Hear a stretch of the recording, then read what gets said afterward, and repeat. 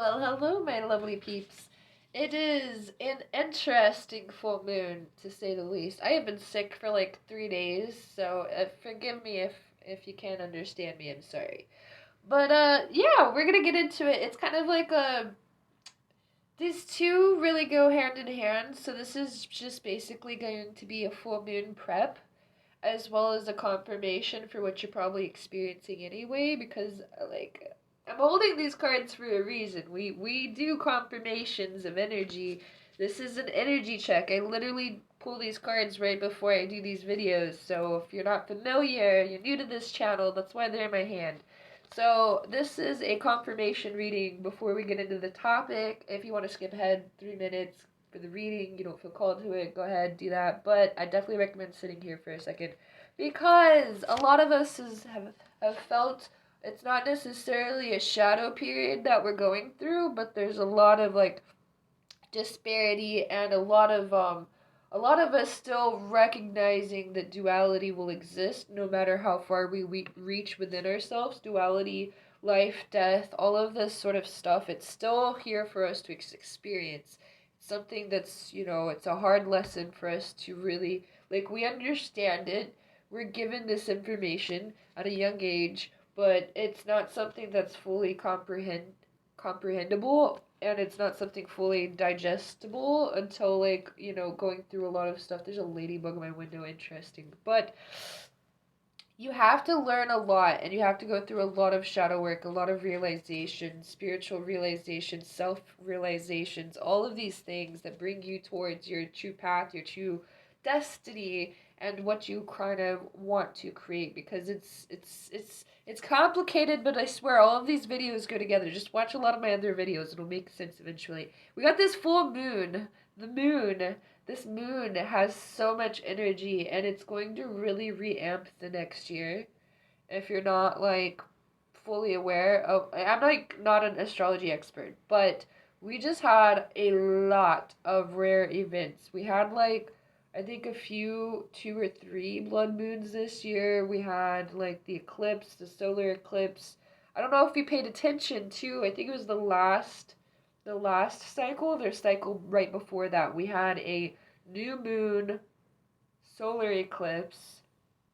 So it was a new moon and a solar eclipse on the same day. And then on that same cycle, we had a full moon and a lunar eclipse. Or vice versa. It might have been a solar eclipse for the full moon and then a lunar eclipse for the new moon. It was something like that, regardless. So there's been a lot of really intense energy. The universe has really, really, really made it clear that it wants us to listen to it. That is what it's trying to tell you. So if you feel like not necessarily like completely stuck, but maybe stagnant, if anything other than stuck, trust your guidance, trust your intuition, because it is still taking you to the right place. You gotta face some of these other shadowy aspects of life that just exist, and you have to understand them fully so you can keep moving on, because it's always a cycle. We're always moving, we're always growing, and we're always changing, adapting, evolving, whatever. It's always happening. So, with that being said, this full moon has some really intense energy. It's bringing up a lot of clarity, and it's getting rid of a lot of roadblocks. If you're not familiar with it, I definitely recommend doing the shadow work. If you're like into healing, some true inner healing, definitely do some shadow work, and then jumping timelines. I have videos about both of those things. This is going to bring you into the right path. This is going to negate all of the karmic learning that you feel like you need to learn. It's not necessary. You can jump past a lot of karma. People will try to fight you on that belief. Let them. You have to fully experience it. Excuse me, because again, I am sick. But the full moon is basically trying to tell you, like, maybe you've seen signs of this in other readings, other people, other spiritual gurus or whatever. Like, there's this big emphasis on clearing path, but you have to realize that the path is cleared, because there's still all of this other chaos energy. A lot of us dark empaths, and just empaths in general, we work with dark energy even if we're not aware of it. It's something that's just embedded in us, And we either flow with it and understand it, or we fight the current, and we still go through our spiritual work, we still go through all of the inner work and stuff, but there's still this struggle, this force to be reckoned with, this like road. It's not necessarily a roadblock, but it still makes things bumpier than they need to be. Release all of that, because it's not necessary where we're going. It's just not necessary.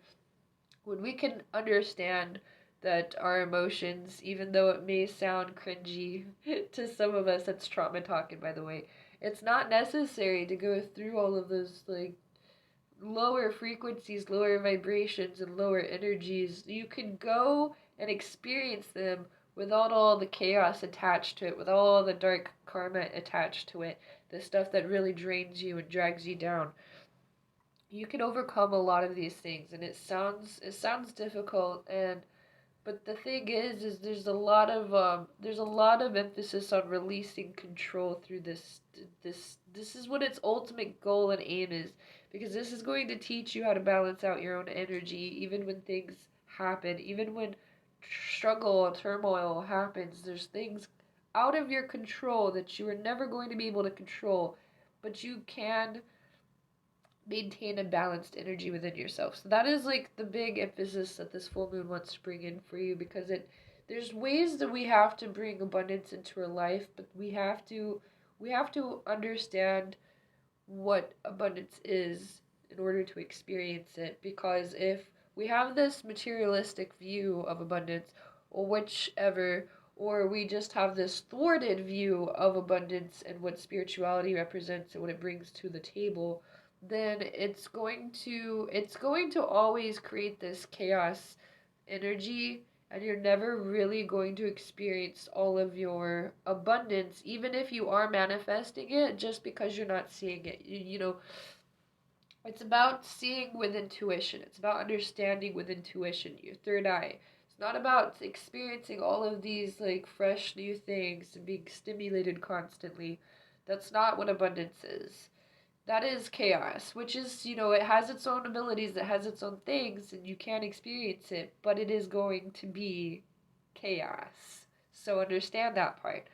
So now that we can get past a lot of the chaos aspects, especially of the moon cycles, and we can understand when to expect things before they happen through astrology and moon cycles, because I don't know if you're aware, but I also have a video about menstruation and lunar cycles. That one's definitely a great watch. There's like studies on it. I have a blog on my website about that at spiritual.online/blogs.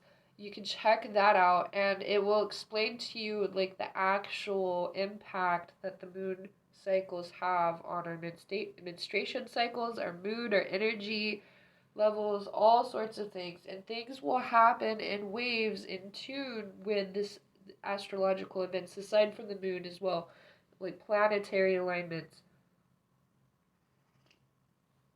Things are constantly shifting, though. That is another thing, that things are always shifting and they're always moving. But that's what it also wants to tell you too, is that you don't always have to control things. You can just experience things, experience abundance as it happens, without having this expectation, or about having this materialistic expectation of abundance. Then you'll be able to experience it much, much more freely and much more awareness.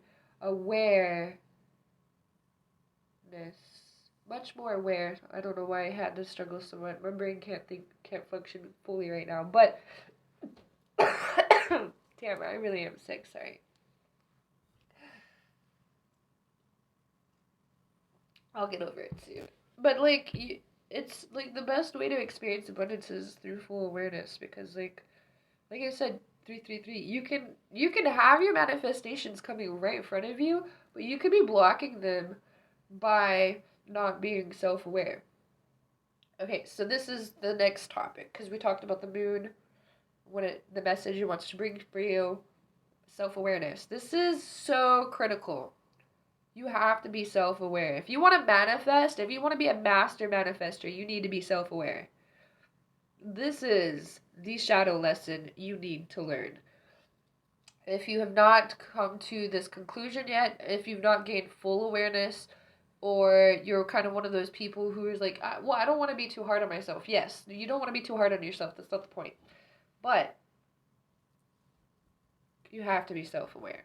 You have to understand when you're causing issues, when you're the one blocking your manifestations by being chaotic or toxic and wanting an amplitude of wishes, fulfillment all at once, which is, it's feasible, it's possible. But again, like if you're not self aware and you actually, truly, fully, purely want to experience those things and understand the process of the things that need to take place in order to fully experience it, then it's gonna happen or it's not gonna happen and you're gonna be completely unaware.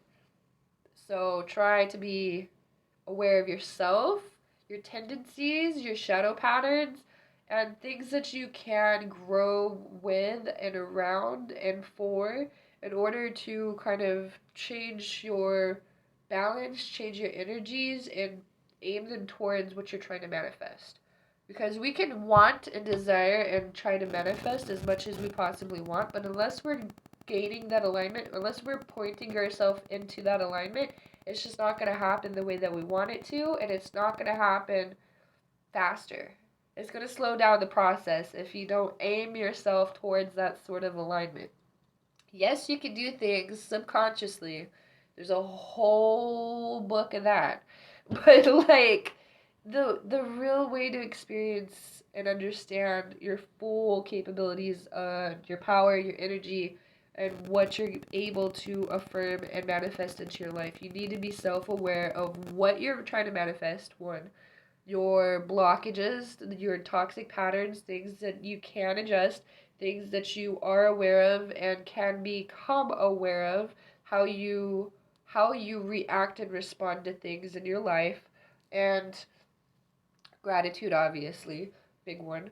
But let me think. I'm trying to think of all the other types of self-awareness.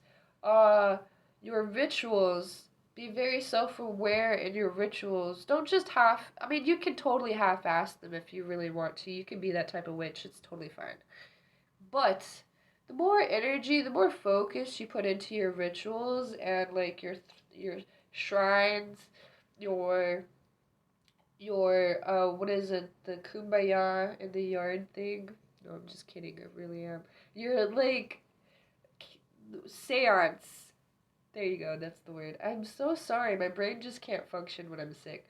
When you have like a seance in your yard or out in the woods, whatever it is, like the more energy, the more focus, and the more like grounding you put into that ritual where you're completely in the moment. You're not on your cell phone. You're not like in your own brain just overthinking, thinking about something else. When you're in the present moment, when you're completely fully aware, I'm going to say this like 20 times until it gets into your brain. That's why I repeat things. I'm sorry, but it has to be done. Like, when you become self aware and you're fully in the moment, then you can experience things fully and understand them better. But then you can really, really understand. You can see how fast things manifest for you. That is like the true bliss and the true that's where true bliss and true like balanced energy comes from, is being aware that even when things are chaotic, it's the universe doing its thing, one, and it's things balancing out and placing them like, okay, so I told this to somebody earlier today. Hopefully it resonates. So like we can feel like things are being taken away from us. I feel this all the time. I go through this so often when my life shifts, when things change. But also watch my let shifts happen video. It's a good one, I swear. But like when you fight this energy, when you try to like stop something from happening, when you try to stop something from shifting, when you try to take control, like things will like shift in a different way, or it will bring unnecessary chaos into your life. So understanding that, okay, so when you lose something, it's you're not actually losing something in the first place. There's a way better way to say this phrase. There's different ways to say it too, but like you're not sometimes losing something you're actually gaining anyway. but at the same time, like, we can feel like there are opportunities. Like, when we really want something to happen, we see it, it's like a shiny coat of candy or whatever, gold, and it's like right there. But then something happens, and we either don't have the cash for it, something happens, something comes up. It's like, oh, well, that opportunity was taken from you. And then you feel so depleted, you feel so pessimistic, you feel so neglected or whatever it is. Like, but if you feel depleted, you feel diminished because that opportunity was basically taken away from you. Hear me out. The universe isn't taking things away from you. It's allowing you to see your opportunities, to see the availability. You can still go for that. You're gonna have to probably go through some other path to take that one, but you're gonna bring you more gratitude that way when you work harder for it, or whenever you do actually accomplish it, because you don't always have to work harder. But when you do finally accomplish it, it may feel much more gratifying that way. But at the same time, like, usually that's just the universe seeing, testing things out, testing opportunities out, and seeing what possibilities of outcome could happen from that experience. And it realizes, hey, this is probably not the best opportunity. This is probably not the best path. This isn't necessarily what they want, even though they may think that's what they want. What they're really wanting to experience is this. And so it'll push you into a different time zone. It will push you into a different career. It will push you into where you're supposed to be. I know it sounds silly. I know it sounds cheesy, but that's really how it happens. You'll eventually understand that one. It's going to take some time and pressure, but you have to fully experience it. You can hear a bunch of people online tell you that life advice 100 times, but it really won't settle in until you let it settle in. So experience it and learn it. I think that's really all I have for you today.